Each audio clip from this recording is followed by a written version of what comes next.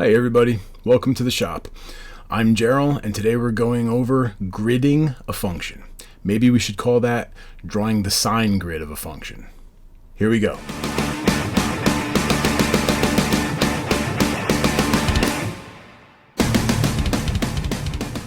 Hey, if this video helps you and you like it, please like and subscribe to the channel.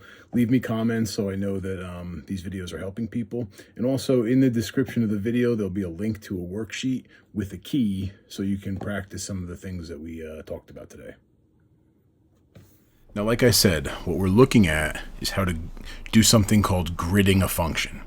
And what I mean by that is we're basically just mapping out the function where the function values are positive and where the function values are negative. And this sounds like it's going to be a simple thing, and to some degree it is, but it's also very powerful for when we use it later. So, here we go. Look at the graph that I have shown here. Okay, so right now we're looking at f of x. So there's our function. Okay.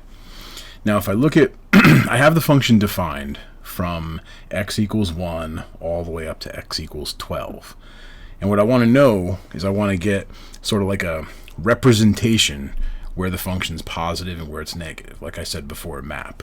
Now look, if I were to pick a value like 2, which is between 1 and 3, the function value f of 2 is above the x-axis. It's up there. In other words, the y-coordinate at 2 for this function f is a positive number. And if I look, I pick some number, any number between 3 to 9, okay, like say I pick 4, and I put 4 into f. If I ask what's f of 4, well, f of 4, the y-coordinate is below the x-axis, so that would be negative. So when I look at the function, what I'm going to do is I'm going to go down to my grid, which I have down here, okay, and then I'm going to say, all right, when x is 1 and x is 3 and everybody in between, the function, if I look at the actual function, all of the y values, the function itself, is above the x-axis. So I'm going to put a bunch of positive signs there. Now, technically, you could just put one positive sign there. For some reason, I got in the habit of putting lots of them, so that's what I'm going to keep doing. Now, look at the function from 3 to 6. Where is the function? Where are the y values for the function? Are they above the x-axis or below? And any value that's inside of here, all the y values are below.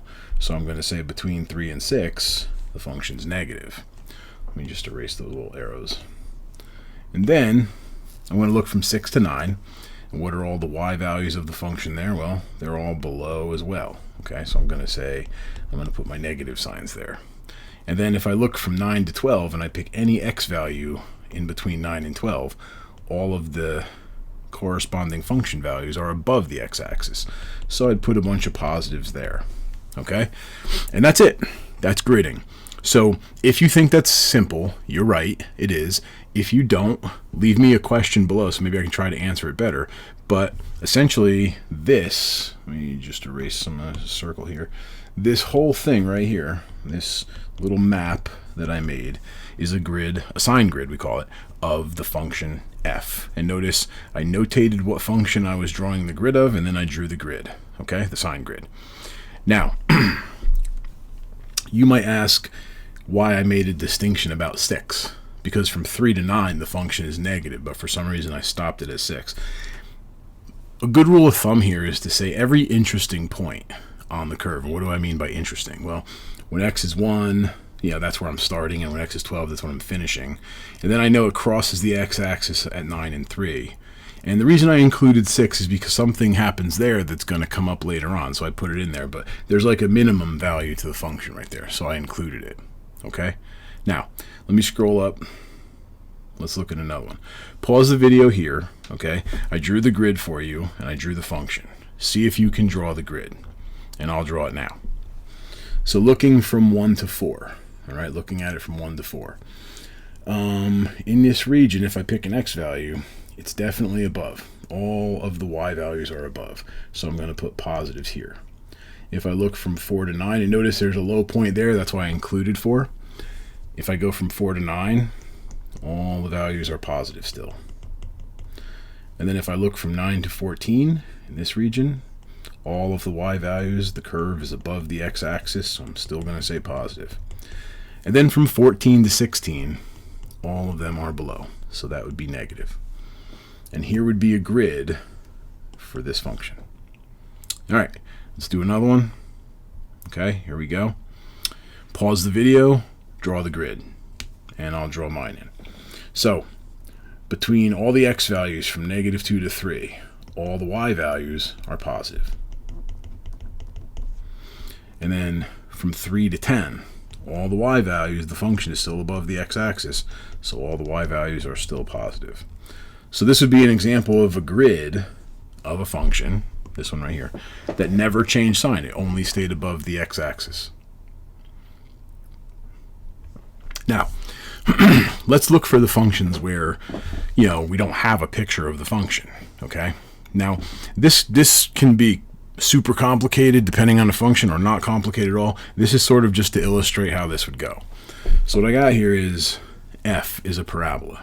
Now, f of x, let me switch to black. F of x is equal to x squared minus 5x plus 4. Now I can factor that into x minus 1 times x minus 4. And now what I'm going to ask myself is, okay, like before I was looking for critical points.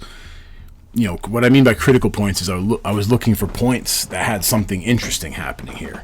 Now if I set this equal to 0 and find the roots, I have x minus 1 is equal to 0, and x minus 4 is equal to 0. So at x equals 1 and at x equals 4, I have the roots for this parabola. So if I were to make a sketch, well, actually, no, I'm not even going to make a sketch of it. What I'm going to do is I'm going to do this. I'm going to draw the line from my grid, and I'm going to grid the function f. Now, something interesting happens at 1, and something interesting happens at 4. I know the function value is 0 there. Now, the way you deal with this is you say, okay, if I look at this, x minus 1 and x minus 4, now ask yourself, we'll do this in red. If I pick an x value over here, like say 0 or -2, or anything that's to the left of 1, and I plug it in for x, what will I get? Well, let's just put it out. Let's say -10. -10 for x minus 1 is going to be negative. I don't really care I don't really care what the number is. I just care about its sign. And then -10 minus 4 is also going to be negative. And since I'm multiplying these two things together, a negative times a negative is a positive. So that means to the left of 1, I can put a bunch of positive signs because I know the function will be positive. And we'll graph it in a minute. Now, so now in this region, we're looking at the second region between 1 and 4. So now I'm going to pick a number that's in that region. I can pick 2 or 3 or 3.5 or 2.7 or 1.9. So I'm just going to pick a number between there. I'm going to pick 3. If I put a 3 in for x, then I'm going to have 3 minus 1, which is positive. And if I put a 3 in for x here, I'm going to have 3 minus 4, which is negative. And a positive times a negative is equal to a negative. So that means any number that I pick in this region and plug it in for x, for my factors of my function, will turn out to be a product that's negative. So I know here all my values are negative. Now I got to figure out my last region here, what happens. So if I pick a number that's larger than 4, so let's pick 10. It doesn't matter, you could pick 4.1, but just pick something that's obviously larger than 4, so it's easy to do. Let's pick 10. If I put a 10 in for x, I get 10 minus 1 and 10 minus 4. And 10 minus 1 is positive, 10 minus 4 is positive, and a positive times a positive is positive. So that's why any number over here is going to yield a positive result. And this, doing some method like this, is how I would grid a function without graphing it. Now, just to be clear, let's actually, I'm going to skip over to my grapher and then we'll graph this function. Okay, there we go. I've included a picture of what that graph looks like, and as you can see, it's the function x squared minus 5x plus 4, and if you look right at it, there's a root at 1, there's a root there at 4, and over here it's all positive. In between 1 and 4, the function's negative, and then after 4, the function is forever positive again. And that's exactly what our grid looks like. Now again, if you're asking yourself why are we drawing these grids, just hold that question. I promise it's going to get answered. Don't ask it right now. Okay, I promise you this is important. All right, now let's take a function like natural log of x. Now let's just graph this one first. So in case you forgot what the natural log looks like, natural log of x has a 0 at 1, and it's asymptotic to the y-axis, and then it bends like this.